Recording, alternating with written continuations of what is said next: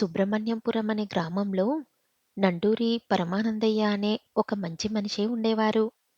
వారికి ఆ ఊర్లోనే కాదు, చుట్టుపక్కల గ్రామంలో కూడా మంచి పేరుంది. అతనికి ఆస్తి చాలా వరకు ఉండేది. వారింట్లో 7 మంది వరకు పనివారు ఉన్నారు. పరంధామయ్య మంచితనానికి వాళ్ళందరూ చాలా నమ్మకంగా పనిచేసేవారు.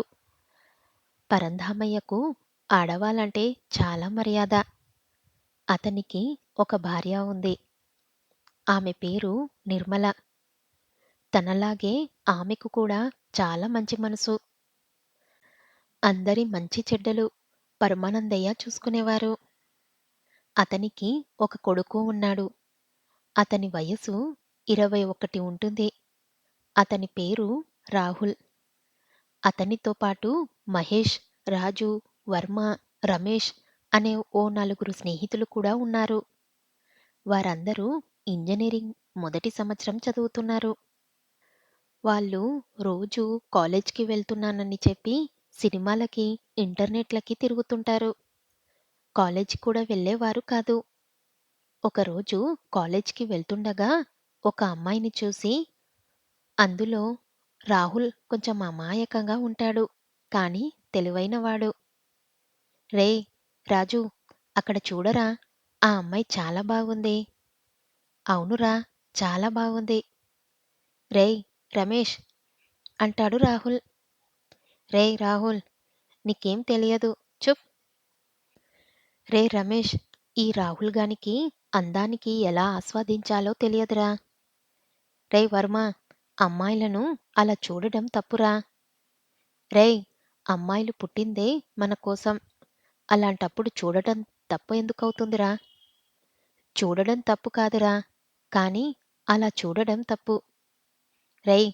నేను ఆ అమ్మాయిని ఎలాగైనా సరే ప్రేమించాలిరా" అంటుంటాడు రమేష్. ఇంతలో మహేష్ వస్తాడు. "ఏంట్రా, అమ్మాయిలు ప్రేమ, గీమ అంటున్నారు? రా రా మహేష్, ఆ అమ్మాయి ఎలా ఉందిరా?" "బాగుందిరా." "అందమైన అమ్మాయిలు మనశ్శాంతికి హానికరం తెలుసా? నిన్ను కన్నది కూడా ఆ అందమైన అమ్మాయే కదరా." "రేయ్! మొదట అమ్మాయే, తర్వాత అమ్మ అవుతుందిరా. అమ్మ అని ఎవరినైనా పిలవచ్చు. కానీ నాన్న అని మన నాన్న మాత్రమే పిలవాలి." "ఏంట్రా, అమ్మాయి అంటుంటే అమ్మ అంటున్నాడు? సరేరా, టైం అయ్యింది. కాలేజ్‌కి వెళ్దామా? లేక సినిమాకి వెళ్దామా?" "రేయ్! కాలేజ్‌కి వెళ్దాంరా." "ఏమంటార్రా?" "సరే అయితే.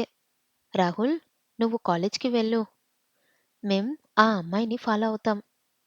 మీ ఇష్టం రా" అంటూ రాహుల్ కాలేజ్‌కి వెళ్ళిపోతాడు.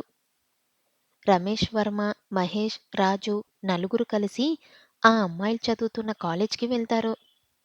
ఆ అమ్మాయిని ఫాలో చేస్తున్న సంగతి అమ్మాయికి తెలుస్తుంది. తర్వాత ఆ అమ్మాయి రమేష్ దగ్గరికి వచ్చి, "ఎందుకు నన్ను ఫాలో అవుతున్నారు?" అని అడుగుతుంది. "నేను నిన్ను లవ్ చేస్తున్నాను" అంటాడు రమేష్. ఆ అమ్మాయికి కోపం వచ్చి చెంప మీద కొట్టి, "ఇలా ఇంకోసారి నా వెంట పడితే పోలీసులకు కంప్లైంట్ చేస్తాను" అని చెప్పి వెళ్ళిపోతుంది. దానికి హట్టయిన రమేష్ ఆ అమ్మాయి మీద పగ తీర్చుకోవడానికి ప్లాన్ చేస్తాడు. "రేయ్ రమేష్, ఎవరైనా అమ్మాయికి ఇలా ఐ లవ్ యూ చెప్తారా?" "రేయ్! రండిరా వెళ్ళిపోదాం. అందరూ మమ్మల్నే చూస్తున్నారు." "రేయ్! ఎక్కడికి వెళ్ళొద్దు. ఈరోజు ఇంటికి వెళ్దాం. రేపు తన సంగతి చూద్దాం. రండిరా వెళ్దాం" అంటూ వచ్చేస్తారు. ఈరోజు రాహుల్‌తో కూడా కాలేజ్‌కి వెళ్ళి ఉంటే బాగుండేది. ఇలా ఒక అమ్మాయి దగ్గర అవమానం తప్పేది. ఐ లవ్ యూ చెప్పే విధానం తెలియకపోతే ఎప్పుడు చెప్పకూడదు. ఐ లవ్ యూ చెప్పడానికి ఒక సమయం, సందర్భం కావాలి. ఎప్పుడంటే అప్పుడు, ఎక్కడ పడితే అక్కడ ఐ లవ్ యూ చెప్పకూడదు. అలా చెబితే ఇలాగే జరుగుతుంది మరి. "రేయ్! వాడు ఇప్పుడే బాధలో ఉన్నాడు. పుండు మీద కారం ఎందుకు చల్లుతున్నావు?" "రేయ్ రమేష్! అయినా చూసిన రోజే లవ్ ప్రపోజ్ చెయ్యడమేంట్రా?" "రేయ్!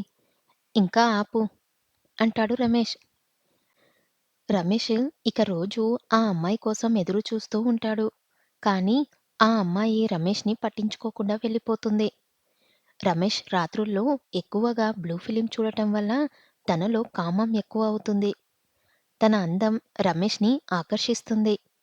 తర్వాత ఆ అమ్మాయికి రమేష్ వాళ్ళకి హాలిడేస్ ఇస్తారు. ఆ హాలిడేస్‌లో రమేష్‌కి ఇంకా కామం ఎక్కువ అవుతుంది. అమ్మాయిది వాళ్ళ పక్క గ్రామం. రమేష్ ఆగలేక ఆ అమ్మాయిని కిడ్నాప్ చేయడానికి ప్లాన్ చేస్తాడు. కానీ ఆ అమ్మాయికి సెలవులు ఇవ్వడంతో వాళ్ళ అమ్మమ్మ వాళ్ళ ఊరికి వెళ్ళి ఉంటుంది. ఆ విషయం తెలిసిన రమేష్ ఒకరోజు ఒంటరిగా ఆలోచించుకుంటూ వెళ్తుంటాడు. అప్పుడు తనకి తాను ఫ్రెండ్స్ అందరూ ఎదురవుతారు. రే రమేష్, ఎక్కడికెళ్ళొస్తున్నావురా? ఈ మధ్య నువ్వు మాతో కలవడం లేదు. ఏంటిరా? అసలేమైందిరా? ఏం లేదురా. కొంచెం పనుంటే సరేరా, నా దగ్గర 500 వెళ్ళి మందు వేద్దామా? అంటాడు. వాళ్ళు మందు తాగాలంటే తనని అవమానించిన అమ్మాయి ఊరెళ్ళాలి. సరేరా అంటాడు. ఆ రోజు రాత్రి ఫుల్లుగా మందు తాగి వస్తుంటారు. వాళ్ళు రావడం ఆ ఊరి వీధిలో ఒక అమ్మాయి చూస్తుంది. ఆ తర్వాత రోజు ఉదయాన్నే పరమానందయ్య వాళ్ళ ఇంటికి పోలీసులు వస్తారు. రాహుల్‌ని పోలీసు అరెస్టు చేసి తీసుకెళ్తూ ఉంటారు. ఆ విషయం తెలిసిన రాజు పరిగెత్తుకుంటూ మహేష్ వాళ్ళ ఇంటికి వెళ్తాడు. మహేష్ పడుకు ఉంటాడు. తనని నిద్రలేపి జరిగింది చెప్పగానే లేచి ఇద్దరూ రాహుల్ వాళ్ళ ఇంటికి పరిగెడతారు. రాహుల్‌ను అప్పుడే పోలీసులు జీప్ ఎక్కిస్తుంటారు. సబ్ ఇన్స్‌పెక్టర్‌తో పరమానందయ్య, అయ్యా ఇన్స్‌పెక్టర్ గారు, మా అబ్బాయి అలాంటి వాడు కాదు. ఎక్కడో ఏదో జరిగి ఉంటుంది అంటూ వినయంగా అడిగాడు. వాళ్ళ నాన్న పడుతున్న బాధను చూస్తుంటే రాహుల్‌కి కళ్ళల్లో నీళ్లు వాటంతట అవే కారుతున్నాయి. అప్పుడు ఇన్స్‌పెక్టర్, నాకు తెలుసు పరమానందయ్య గారు. కానీ సాక్షులు లేవు. సాక్ష్యాలుంటే చూడండి. నేను మీకు సాయం చేస్తాను అంటూ తీసుకువెళ్ళిపోతారు. పరమానందయ్య మరియు వారి భార్య ఏడుస్తూ కూర్చుంటారు. అప్పుడు అక్కడ జరిగింది చూసిన ఆ అమ్మాయి ఆ ఊరికి వస్తుంది. జరిగింది మొత్తం ఇలా పరమానందయ్యకి చెబుతుంది. అందరూ కలిసి పోలీస్ స్టేషన్‌కు బయలుదేరతారు. అక్కడికి వెళ్ళిన తర్వాత పరమానందయ్య, ఎస్ఐ గారు, నేను సాక్షిని తీసుకువచ్చాను. మా అబ్బాయి ఎక్కడ?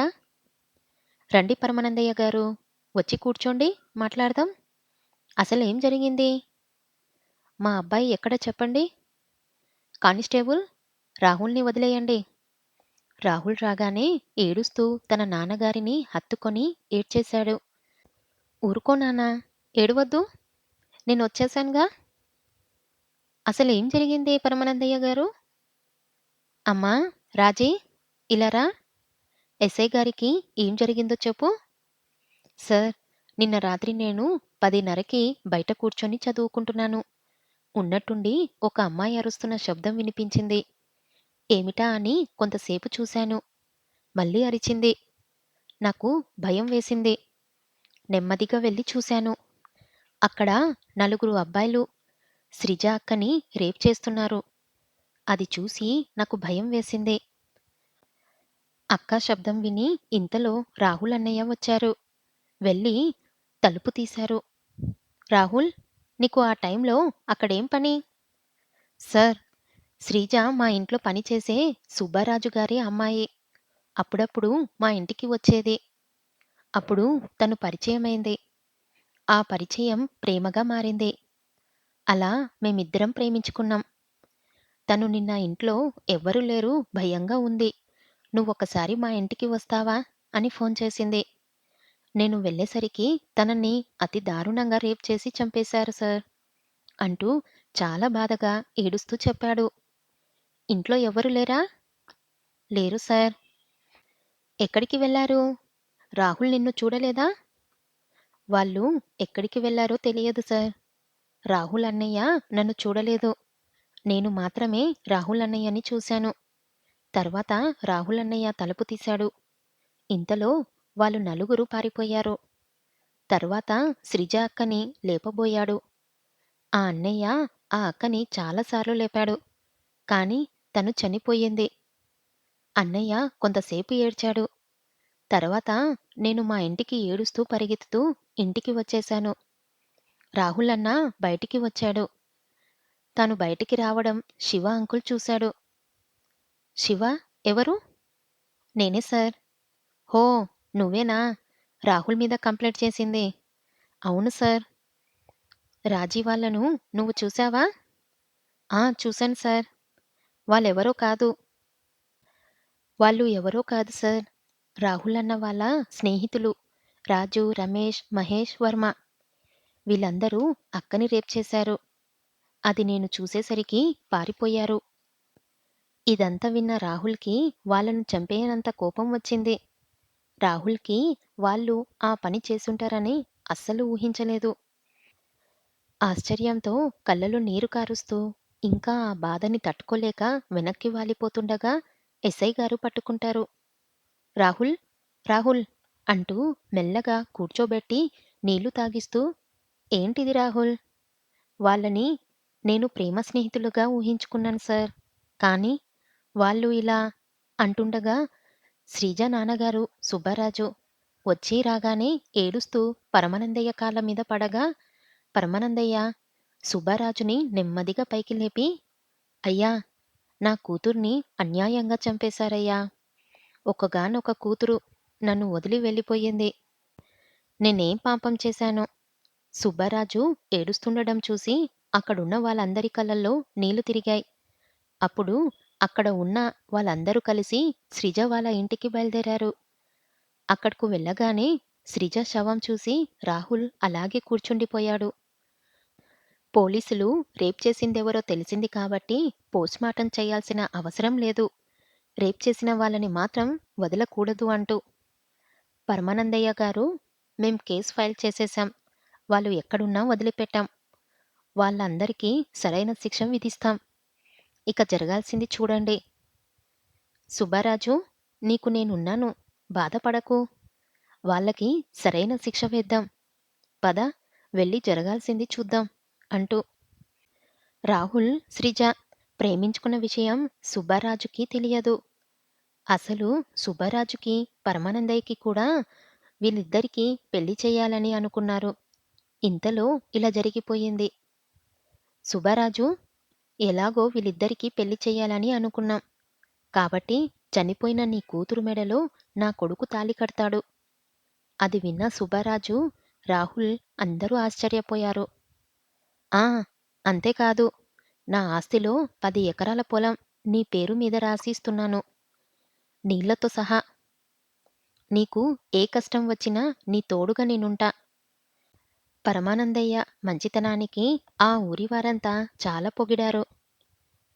రాహుల్, వెళ్ళి శ్రీజ మెడలో తాళిబొట్టు కట్టు నాన్నా అన్నాడు. ఆశ్చర్యంతో, నాన్నా? అవునురా.